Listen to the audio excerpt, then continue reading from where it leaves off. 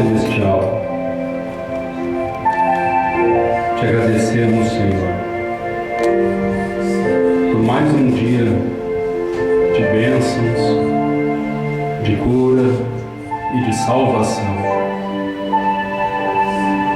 Pedimos que o Senhor abençoe a sua palavra e a cada um de nós nesta tarde possamos sair daqui com um coração alegre, Pai, porque o Senhor tem se manifestado como nosso Rei, como nosso Juiz, e tem manifestado esta graça através dos 7 trovões. Abençoa em nome de Jesus Cristo. Amém. No primeiro livro de Samuel, no capítulo 1, a partir do versículo 1. Houve um homem de Ramataim Zofim, da montanha de Efraim, cujo nome era Eucana, filho de Jeroão, filho de Eliú, filho de Tou, filho de Zufi, Efrateu. E este tinha 2 mulheres. O nome de uma era Ana e o nome da outra Penina. Penina tinha filhos, porém Ana não tinha filhos. Então vamos falar um pouquinho sobre... Os irmãos podem se assentar. Não mais o sacerdote. Os irmãos estão ouvindo bem? Está tudo ok? Certo. É um assunto que eu já tenho falado em alguns outros lugares e eu pensei em falar sobre ele aqui também um pouquinho essa tarde. E antes de tudo, boa tarde a todos também, né? Que pregador não educado. Mas temos aqui um homem chamado Eucana, e ele tinha 2 esposas. No Antigo Testamento era permitido a poligamia, onde um homem poderia se casar com 2 mulheres, até com 500 mulheres e até 1000 mulheres. Era uma lei de Deus permitida no Antigo Testamento. E esse homem tinha uma que lhe deu muitos filhos, a Penina, e por esta ter muitos filhos e Ana não poder dar filhos a Eucana, Penina estava sempre escarnecendo da outra, porque Deus lhe tinha cerrado a madre, e por muito tempo ela ficou assim, sem poder gerar um filho para o seu marido. E por mais incrível que seja, nesta era, isto seria um opróbrio, uma mulher ter filho, nesta era moderna. Mas esta aqui, ela tem o seu relato na Bíblia, porque ela fez algo especial. E em toda a Escritura, você não vê ela citar o nascimento de menina. Você não vê muitas citações sobre mulheres, mas sim nascimentos de varão. Mas quando a Bíblia, este livro, que para mim é um livro de ação, um livro de romance, um livro de amor, de revelação, de mistério, quando se fala sobre o ato ou a atitude de alguma mulher, é porque ela fez algo muito especial. E esta Penina, ela sofreu. Ela nunca deveria ter escarnecido da Ana. Ela deveria ter tido um bom espírito para com ela e ter convivido muito bem com ela. Mas ela não conseguiu. Sempre que ela podia, ela tinha um jeito para poder deixar Ana brava. Vocês podem acompanhar isso no primeiro livro de Samuel. Mas esta mulher, ela colocou em seu coração que ela queria ter um filho. ela queria honrar o seu esposo, o seu marido, lhe dando um filho. E chegou um tempo em que ela começou a ficar com a alma fastigada, cansada, por não conseguir aquilo. Então ela começou, de ano em ano eles iam ao templo, e ali havia o sacerdote Eli. E o sacerdote Eli tinha 2 filhos, Hofni e Finéias, que também eram sacerdotes. E de ano em ano Eucana levava suas mulheres ali para adorar ao Senhor e sacrificar. E chegou neste tempo em que Ana começou a clamar, começou a orar e a buscar a Deus para que Ele lhe abrisse a madre e lhe desse um filho varão. E enquanto ela entrou no templo e orava, ela orava em espírito. E esse sacerdote Eli, vendo isto, ele entendeu que ela estava embriagada, entendeu que ela estava bêbada, tomada do vinho, mas ela estava era desesperada. Ela apenas movia a boca enquanto ela orava. Então ele foi ter com ela, e Ana lhe abriu o coração e disse: não, meu senhor, eu não estou embriagada, eu estou pedindo uma petição a Deus, e lhe fiz um voto, que se ele me desse um filho varão, eu voltaria aqui e entregaria ele a Deus. Então o sacerdote lhe disse: seja Deus contigo, e lhe conceda a ele esta petição. E a Bíblia declara que ela voltou para casa já aliviada em seu coração, porque agora aquilo já era algo em que ela não ia precisar mais atuar, orar, mais nada. Agora ela teria apenas que esperar, porque Deus já tinha lhe escutado. Então a Bíblia diz que Eucana, conhecendo a Ana, Deus lembrou-se dela e lhe abençoou e lhe deu um filho. E agora eu quero deixar um pouquinho agora este filho, deixar Ana um pouquinho de lado agora, e falar um pouquinho sobre o sacerdote Eli e seus 2 filhos, Hofni e Finéias. Esses 2 filhos de Eli, quando eles começaram bem. Eles começaram ministrando bem e obedecendo os preceitos e os mandamentos que foram deixados no Antigo Testamento. Mas chegou a um tempo em que eles começaram a se rebelar contra a palavra, e o sacerdote Eli lhes exortou uma vez, dizendo para não fazerem o que eles estavam fazendo. Os israelitas levavam a carne para sacrificar, e o sacerdote tomava para si, Hofni tomava aquela carne para si. E a Bíblia cita que o israelita lhe disse: não, Senhor, não me faça isto. E o sacerdote insistiu em tomar a carne. E as mulheres se reuniam também na frente do templo, e Hofni e Finéias praticavam atos imorais na frente do templo com estas mulheres. Então Eli, vendo aquilo, lhes repreendeu apenas uma vez e não lhes repreendeu mais. O que é que estamos começando agora a entrar? Que Deus ia fazer uma mudança. Deus ia mudar agora de ministério. Deus ia mudar de sacerdócio. Deus ia mudar agora de uma dispensação sacerdotal e iria entrar numa outra dispensação que o povo israelita já não estava mais acostumado a ver.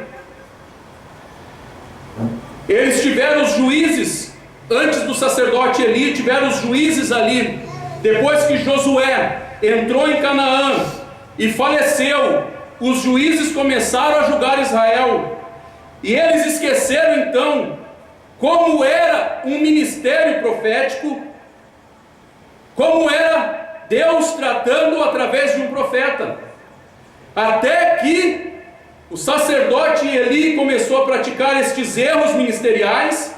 Então Deus, vendo que estava havendo uma confusão entre o povo, começou a pequena mudança. Agora vamos voltar a Ana. Então Ana teve esse menino e lhe deu o nome de Samuel. E ele foi criado até que ela pôde desmamá-lo, tomou e levou ao sacerdote. E apresentou a Eli e lhe disse: este é o menino que Deus me deu. E eu estou cumprindo com o meu voto agora, e quero deixá-lo aqui para você criá-lo. Agora, aquele menino sendo criado ali, ele começou a aprender como ministrar a Deus, como lidar com o povo. E numa certa noite, ele já morando no templo com Eli, Deus visitou esse menino e disse a esse menino que ele iria fazer agora uma mudança em Israel, e lhe falou tudo o que iria acontecer com o sacerdote Eli, porque agora o juízo de Deus chegaria à casa de Eli e a seus dois filhos, Hofni e Finéias.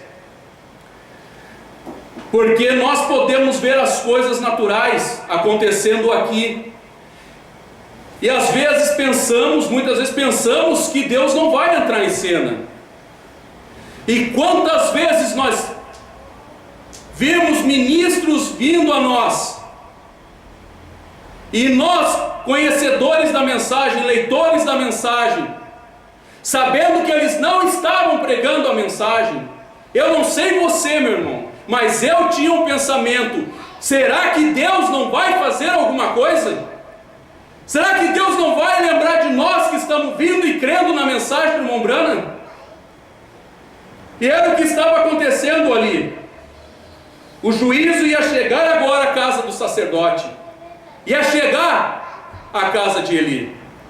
E quando chegou, ele veio através daquele menino que Eli estava criando, que o próprio Eli estava cuidando. Então, quando o Senhor lhe falou: Samuel, Samuel, Samuel pensou que era Eli, e foi até Eli e disse: o Senhor me chamou? E o sacerdote disse: não, não me chamei, volta a dormir, filho. E outra vez o Senhor chamou Samuel: Samuel, Samuel.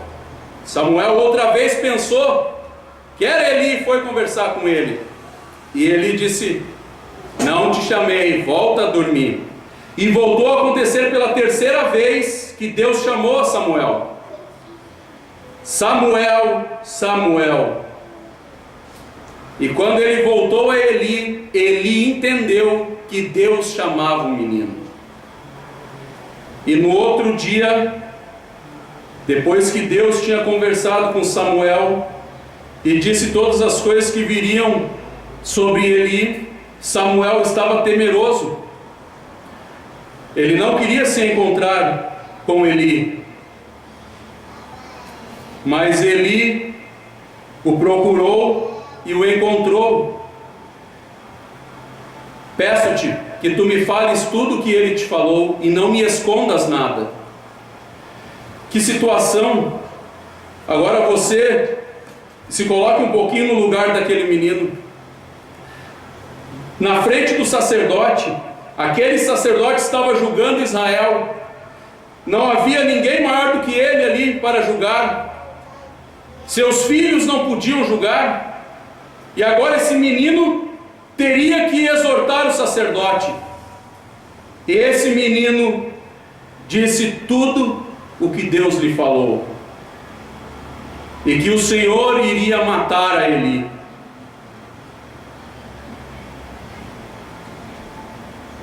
é complicado, porque quando há uma mudança, muitas vezes o povo não está preparado.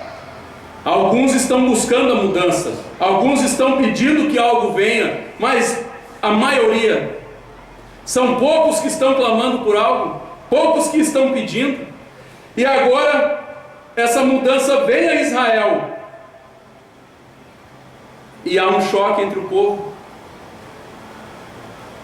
porque o povo, no tempo em que há mudança, aquela época em que está acontecendo, eles não estão preparados para aquilo.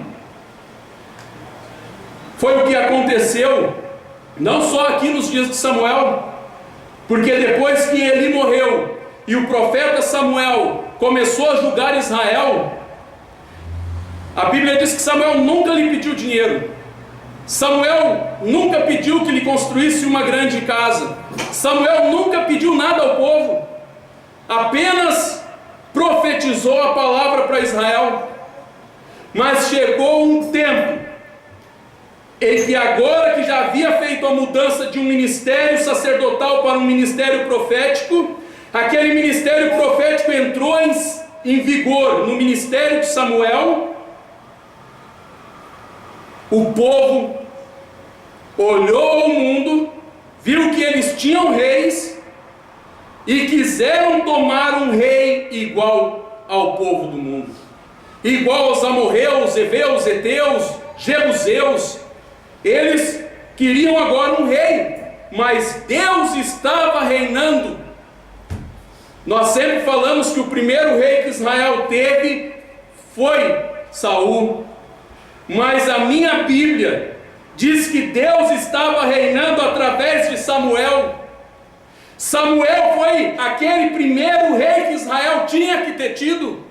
Era para eles terem aceitado aquele rei, um reino espiritual, profético, através de Samuel.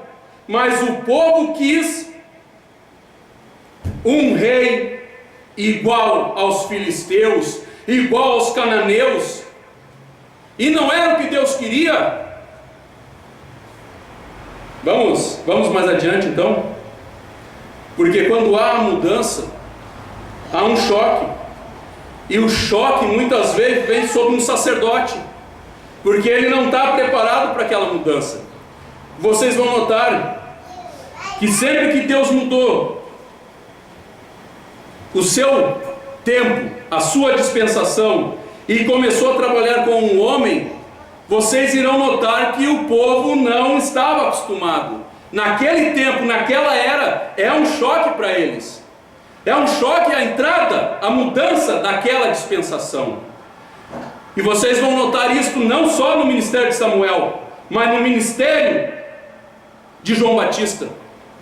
A mesma coisa, Israel não estava preparado para aquilo, porque de Zacarias até João Batista são 400 anos sem um profeta. Israel já havia esquecido outra vez. Então João Batista entrou em cena, e os sacerdotes,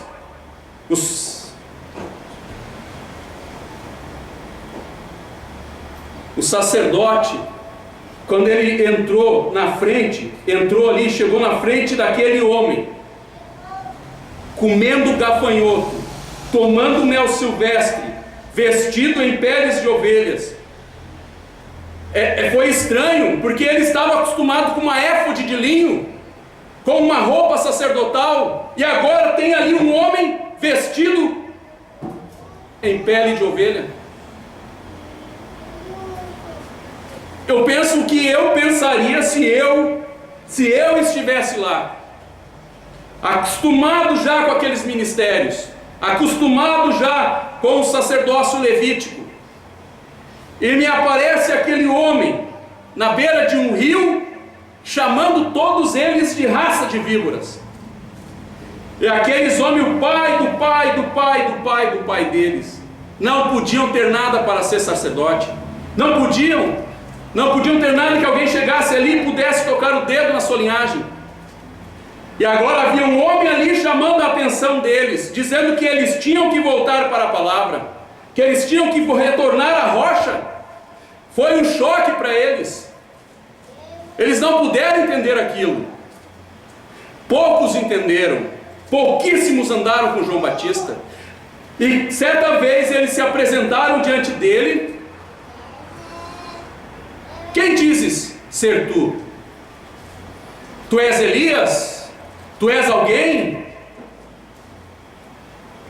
E João Batista, a única coisa que ele falou foi: eu sou a voz que clama no deserto.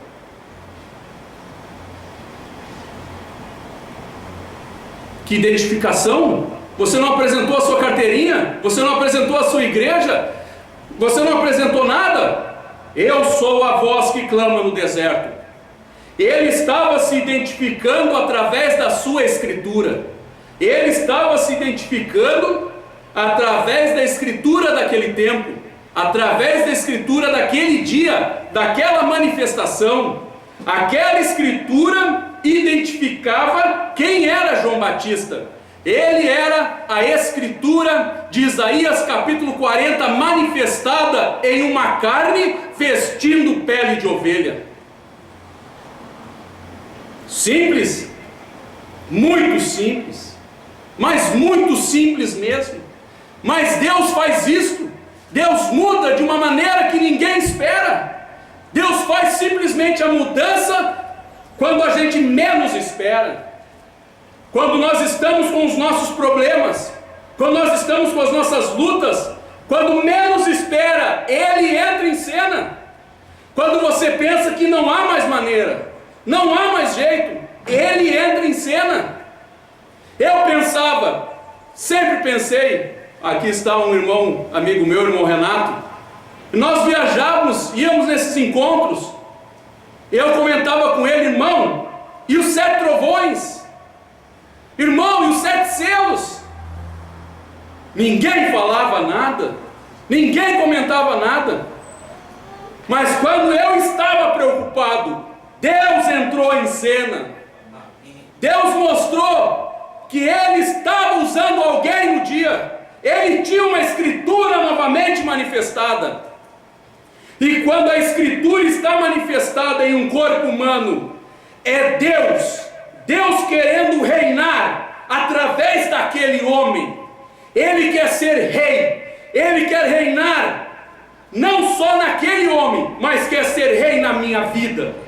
Ele quer ser rei desta esposa. E Ele sempre tem o seu representante. Aquele representante está representando o rei. O rei está na terra em um homem. Sempre está em um homem, em uma pessoa. E o seu reino são as pessoas na sua volta. Ele é rei destes eleitos, escolhidos desde antes da fundação do mundo, para serem reinados por um rei espiritual. Senhor Jesus Cristo é o seu nome. E Ele não vai ser rei no futuro. Ele é rei agora. Ele é o meu rei. Ele é o rei da esposa. Na mudança da dispensação, tivemos aí 7 eras da igreja. Depois de João Batista tivemos o Senhor Jesus, que também teve um grande ministério totalmente diferente dos demais. Mas vamos ser rápido e vamos pular mais um pouquinho. Entramos nas eras da igreja. Quando Paulo, vamos começar por Paulo então. Quando Paulo entrou em cena, ele tinha tudo em ordem. Havia um dom profético sobre a terra. E até Pedro disse que as palavras de Paulo eram difíceis de compreender, porque aquilo tinha que ser recebido por uma revelação, por uma experiência pessoal, a experiência do novo nascimento, nascer de novo daquela mensagem que está sendo manifestada. E eu sei que às vezes nós pensamos que as nossas experiências lá atrás foram experiências com Deus, mas a única experiência que Deus reconhece é a experiência do novo nascimento. Aquela é a primeira experiência que eu e você temos com Deus. É o novo nascimento da mensagem da hora. Então quem cria em Paulo, cria porque havia nascido de novo. estava crendo no mensageiro daquela era, porque havia nascido de novo. Essa era a evidência. Eles conseguiam crer no que Paulo pregava. Eles tinham nascido de novo. E Paulo tinha o batismo em nome do Senhor Jesus Cristo em ordem. Ele tinha a doutrina de como as irmãs deveriam ficar na igreja. Ele tinha a Santa Ceia. Ele tinha tudo em ordem ali. E chegou um tempo em que essas doutrinas, o batismo em nome do Senhor Jesus Cristo, que é a revelação de Mateus 28, 19, aquela revelação, o batismo em nome do Senhor Jesus Cristo, Atos 2, 38, Atos dos Apóstolos capítulo 19, Atos 8, Atos 9, Atos 10, tantas outras referências bíblicas sobre este batismo, que fala sobre o nome do Pai, e do Filho e do Espírito Santo, Senhor Jesus Cristo, não os títulos, porque os títulos são dados àquela pessoa, mas o nome pedido e exigido é Senhor Jesus Cristo. Isto se perdeu quando Deus tomou a Paulo e outros mensageiros começaram a entrar. Paulo, Irineu, ali perdeu-se estas doutrinas no ano 325 no concílio de Nicéia, aonde o irmão Branham cita que foi uma batalha sangrenta, aonde cristãos verdadeiros foram lá para persuadir outros a não entrarem nas doutrinas erradas que eles estavam querendo aplicar ao povo ali naquele ano. E se perdeu a Santa Ceia com pão asmo. Até agora eles estão dando ainda uma hóstia. Se perdeu a doutrina do lava-pés, se perdeu a doutrina do batismo. E conforme foi entrando as eras da igreja, até que entrou a era de Columba e escureceu totalmente, Deus começou a levantar um raminho chamado Martim Lutero. Conseguiu tirar Lutero das garras do catolicismo, mas quando ele saiu dali, ele levou consigo a doutrina de Pai, Filho e Espírito Santo. Era Deus, mas ainda não era a hora da restauração. Deus tomou Lutero, levantou Wesley, e ele santificou o povo, e mostrou a posição de homem, marido, mulher, criança, santidade. Tirou o rumo do povo, tirou o cachimbo, o cigarro, as más vestes, mas ainda era batismo Pai, Filho e Espírito Santo. Mas foi avançando. Nesse tempo de Wesley, nessa mudança já para os pentecostais, quando os ingleses fugiram da perseguição religiosa na Inglaterra e foram para Plymouth Rock nos Estados Unidos, quando eles chegaram ali naquela época, naquele tempo, o povo já estava acostumado com o sistema de igreja, com o igrejismo, com o formalismo, já estava se habituando àquilo. Quando os pentecostais entraram em cena, um grande movimento, um dos maiores movimentos que houve sobre a terra, foi o movimento pentecostal. Mas era apenas a restauração dos dons, e eles ainda eram batismo Pai, Filho e Espírito Santo. Agora estamos prestes a entrar de novo em outra mudança. E o Espírito Santo nessas eras estava agindo como um sacerdote, intercedendo pelo povo, intercedendo pela sua ignorância. Por isso eles estavam sendo batizados no nome do Pai, Filho e Espírito Santo, mas ele estava como sacerdote intercedendo por eles, porque estava próximo de vir o tempo em que ele deixaria esta posição de sacerdote e tomaria agora uma outra posição entre os pentecostais, na primeira e segunda etapa do irmão Branham, estava ele como um sacerdote, intercedendo pela ignorância. Ele estava ali intercedendo quando o irmão Branham começou a pregar a cura divina. Em 1933, quando aquela bola de fogo desceu ali e disse a ele que ele teria um ministério igual ao de João Batista, ele estava intercedendo pelo povo e fazendo uma obra para chamar a atenção deles, chamar a sua atenção agora para um homem, intercedendo ainda. Então o irmão Branham saiu da sua primeira puxada da cura e entrou então na profecia. E ele profetizou: senhores, é este o tempo.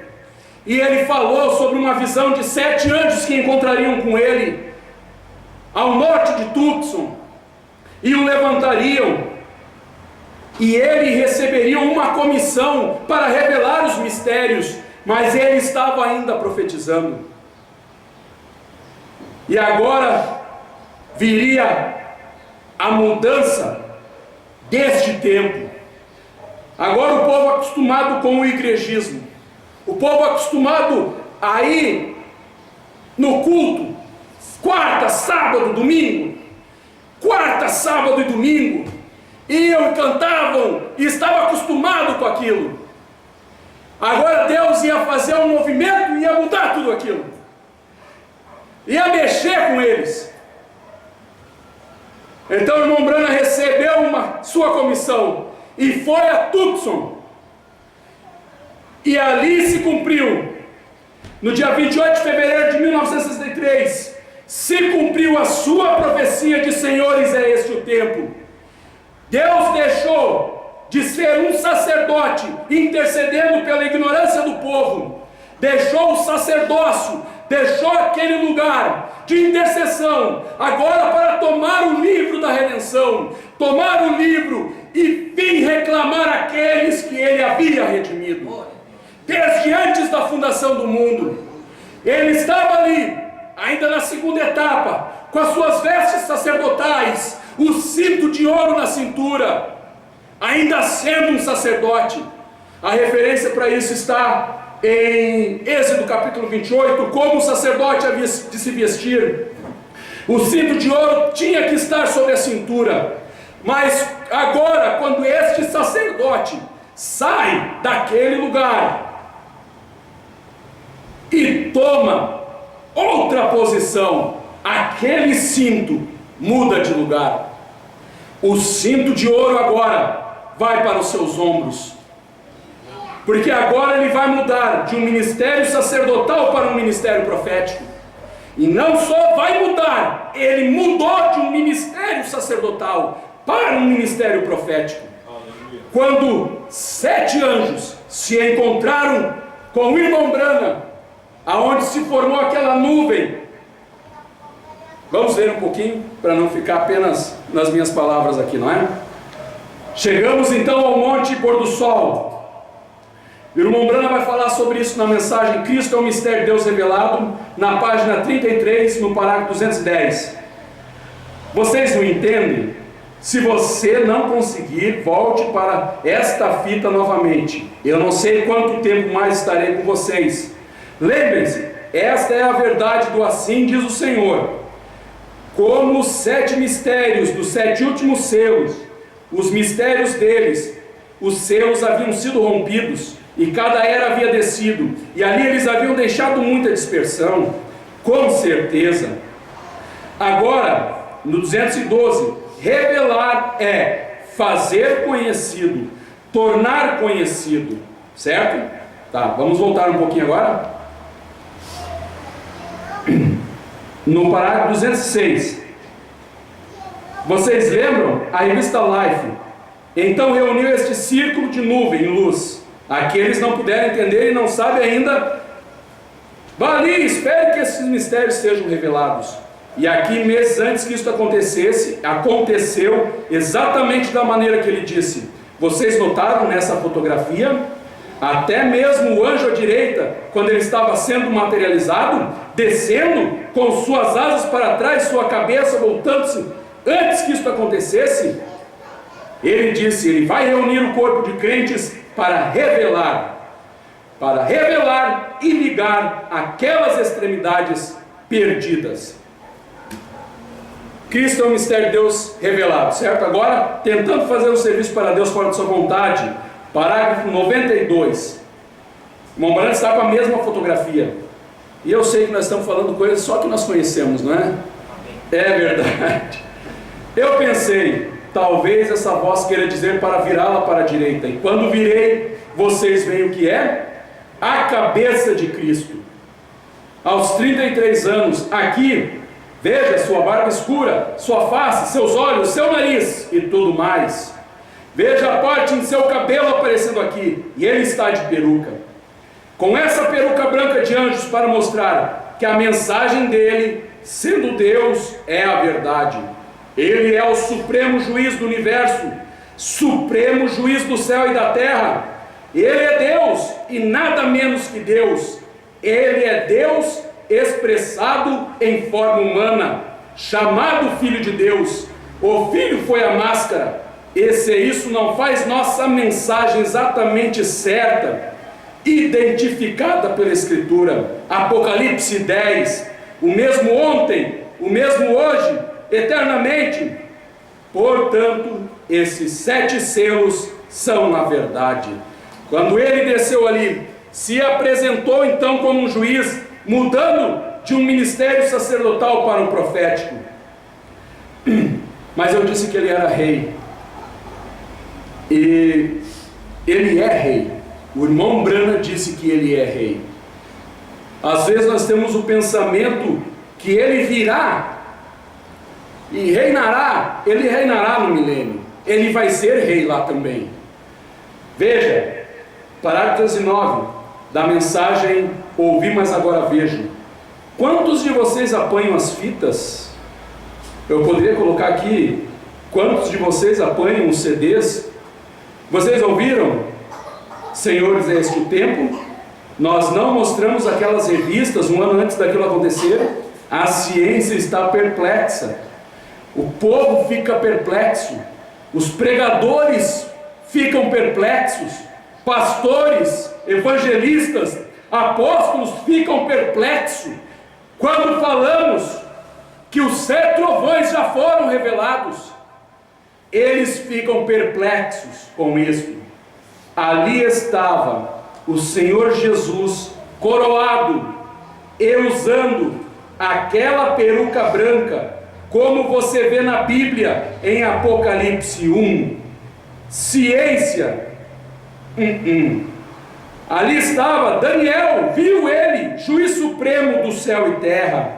Bem ali, quando a ciência não pode nem mesmo ver isto eles mesmos. Você não poderá ver isto estudando, você não poderá ver isto comparando escritura, parágrafos. Tem que ser revelado, tem que ser mostrado a você. É uma experiência pessoal e é a evidência do novo nascimento. Veja, não é também através do estudo universitário. É bom nós estudarmos para podermos ter uma vida melhor aqui na terra, para podermos ter um pouco de conhecimento, mas Deus pega o iletrado, Ele pega um homem sem instrução, Ele pega um homem que não sabe ler e escrever, e faz algo através deste homem. E não estou apoiando o analfabetismo, não é isso. Eu creio que nós devemos saber ler e escrever, creio nisso. Mas quando se trata da revelação, é algo que Deus tem que dar a você. O irmão Brana disse que uma coisa que o crente deveria sempre pedir é revelação. Mas e se Deus não quer revelar? E se Deus não quer mostrar? Se Deus não quer mostrar aquilo ao indivíduo, quando eu mostro e aquela pessoa desdenha, fala mal, eu paro de falar, eu não falo mais, porque ele está falando do rei. Ele não está falando de uma pessoa, ele não está falando da mensagem somente, ele está falando do rei. E eu quero ver quando esta pessoa tiver que se apresentar diante do rei e da rainha, como ficará esse indivíduo.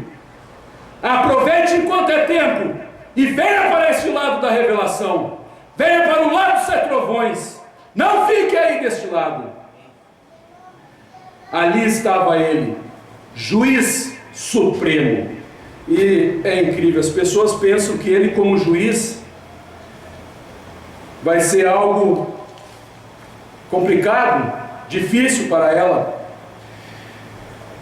Mas como juiz, ele como juiz agora, meu irmão, o caso está encerrado. Amém. Não tem.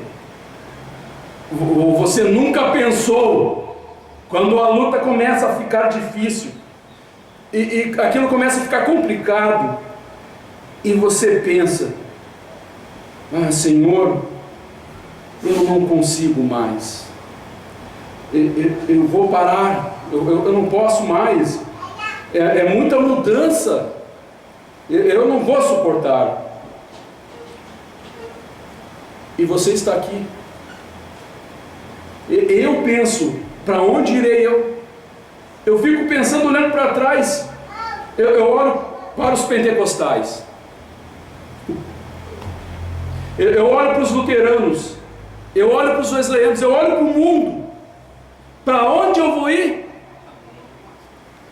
Não tem mais, agora que isto entrou, isso não sai mais, e isto é a âncora que segura o crente.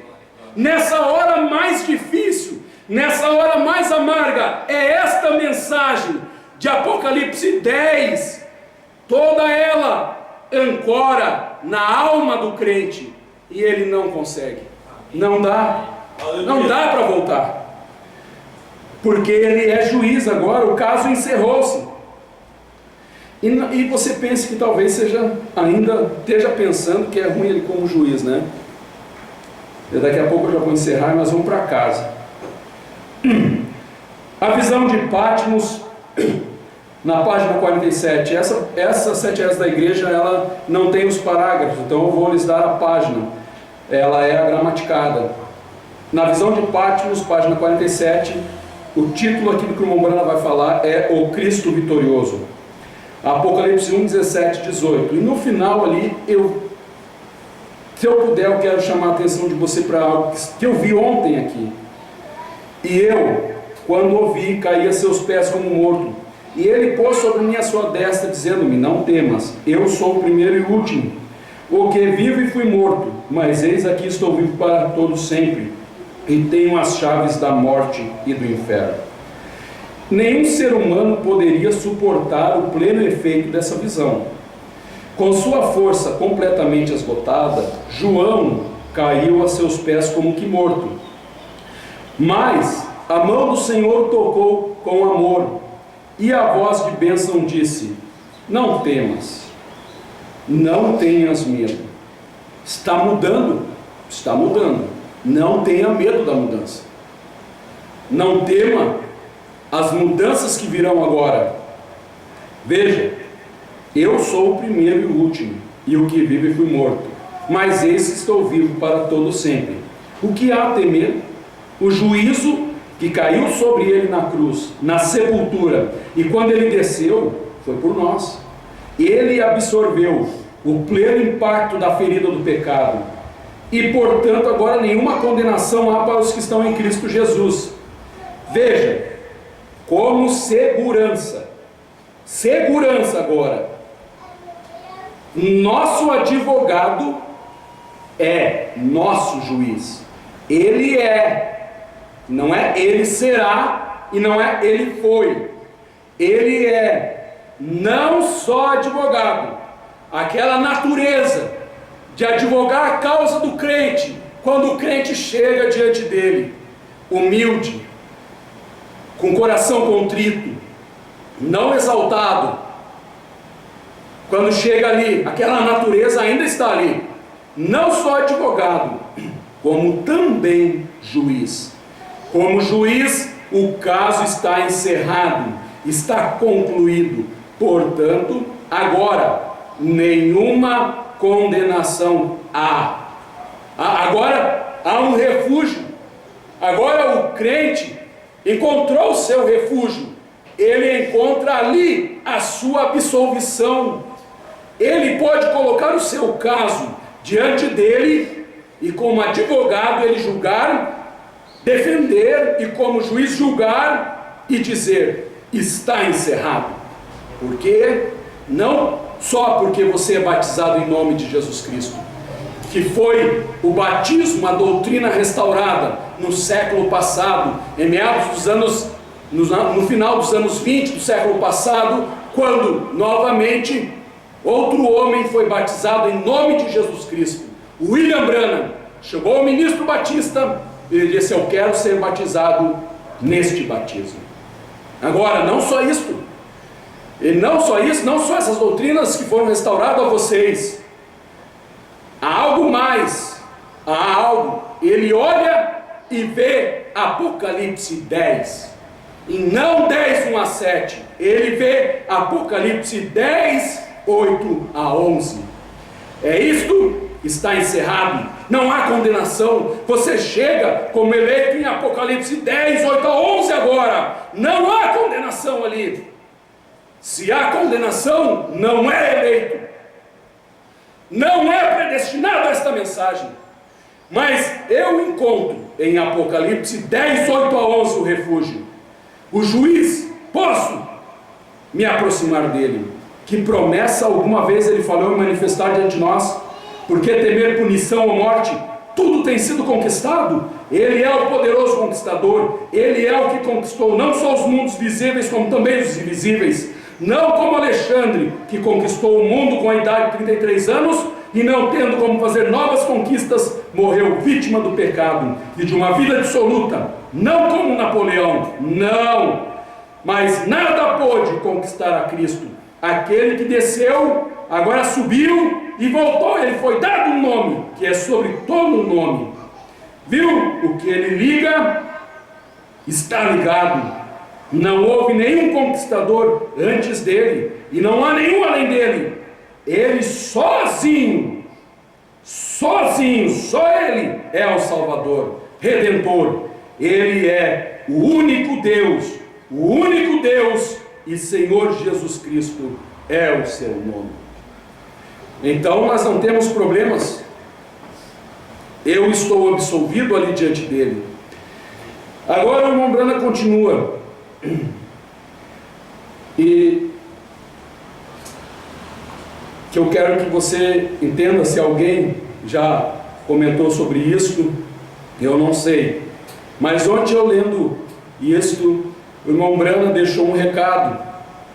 Aqui, ele começou falando sobre João, aqui no comecinho aqui, que João caiu quase morto. E ele foi falando sobre o poderoso conquistador, falou sobre o seu nome, sobre ser um único Deus, falou sobre deidade. Mas agora ele diz algo aqui. Não temas, João. Não temas, ó pequeno rebanho. Será que você consegue me acompanhar?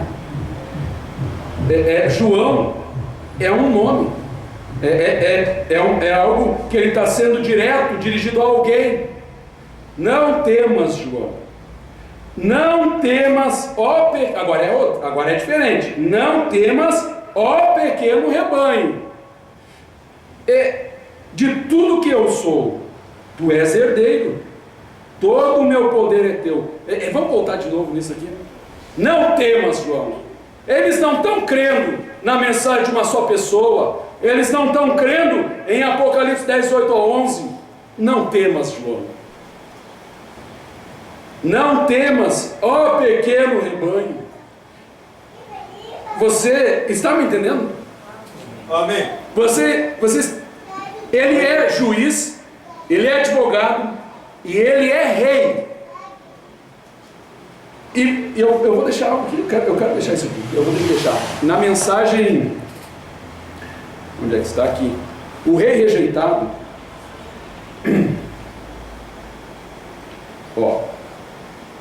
No parágrafo 97. Mas queremos que os homens nos digam que está bem.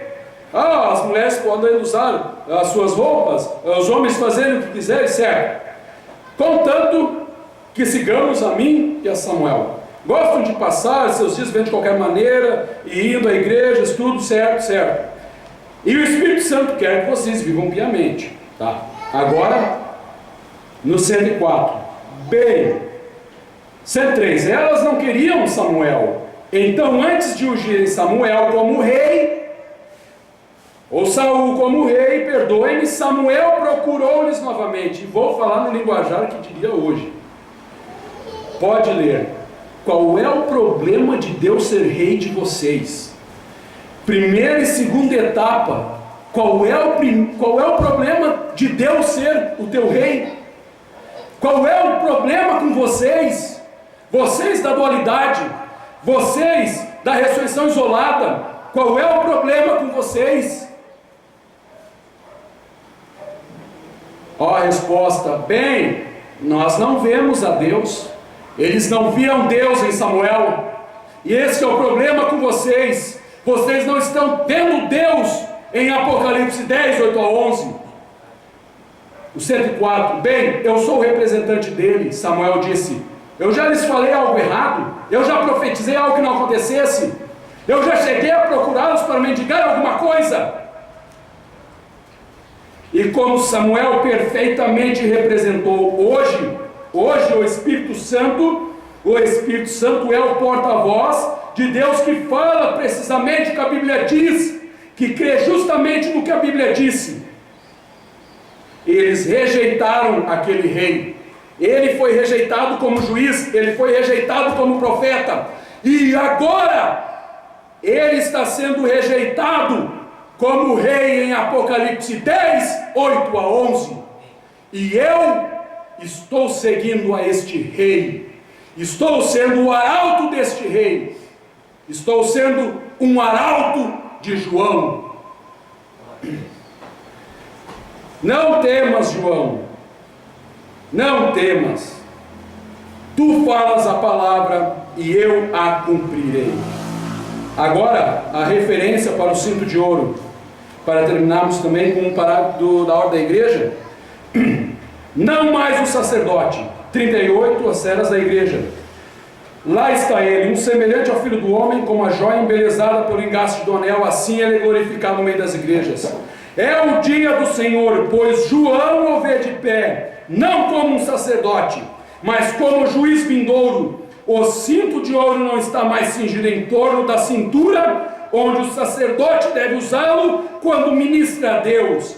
E este é o problema da primeira e segunda etapa. Estão com o cinto de ouro na cintura, no lugar errado. Seu serviço foi prestado e o sacerdócio terminou. Os dias da profecia acabaram-se. Ele acha-se cingido como juiz. E como, para terminarmos, como ele também é profeta agora, 36, a ordem da igreja. Assim como o pastor por si tem que fazer antes de entrar na audiência, ele deve tomar a Bíblia, estudar na quietude do seu quarto, no Espírito, estar ungido para sair e falar diante da audiência. Vamos pular isso daqui e ir para a frase final. Que cada homem e mulher com dom espiritual venha diante do Senhor. E já que o pastor só tem um ministério, é um profeta. A palavra inglesa pregador significa um profeta. Porque dentro desta era, não só o pastor, o apóstolo, o evangelista, eles são profetas. Evangelista do tempo do fim, o irmão Branham disse que a mensagem do evangelista está em Malaquias 4. E Malaquias 4 é a vinda de Elias, a vinda de um profeta. Amém? Amém. Amém? Eu creio que já está bom, né? Já podemos ir para casa agora, não é? Podemos? Amém? Eu vou ir descansado para casa agora. Vamos orar então. Pai Celestial, obrigado, Senhor, por esta tarde abençoada, por esses queridos que vieram até aqui, Senhor. Queremos apresentar diante de Ti seus pedidos especiais, Senhor. Cada um de nós temos as nossas necessidades. Precisamos que o nosso Rei venha a nós. Precisamos do nosso advogado, do nosso juiz, que disse que está julgado. E agora eu só tenho que crer. O Senhor já fez tudo por nós. Já me curou, já me salvou, já nos redimiu e nos revelou a revelação dos 7 selos. Obrigado, Senhor. Obrigado porque eu pude ver que o Senhor é profeta, o Senhor é juiz e o Senhor é o nosso Rei. Reine sobre nós. E agora, Senhor, que o Senhor cumpre com a sua palavra. O Senhor disse que nunca nos deixaria órfãos, que estaria conosco todos os dias, até a consumação dos séculos. E agora o Senhor está aqui na plenitude da palavra. E tudo que o Senhor é, nós somos. Tudo que é teu é nosso. Obrigado, Senhor. E que estas vidas possam tomar posse. E se alguém não nasceu de novo ainda, que a revelação irrompa sobre ele. E a luz deste dia, a luz que rompeu sobre João, possa romper sobre eles. Em nome de Jesus Cristo. Amém.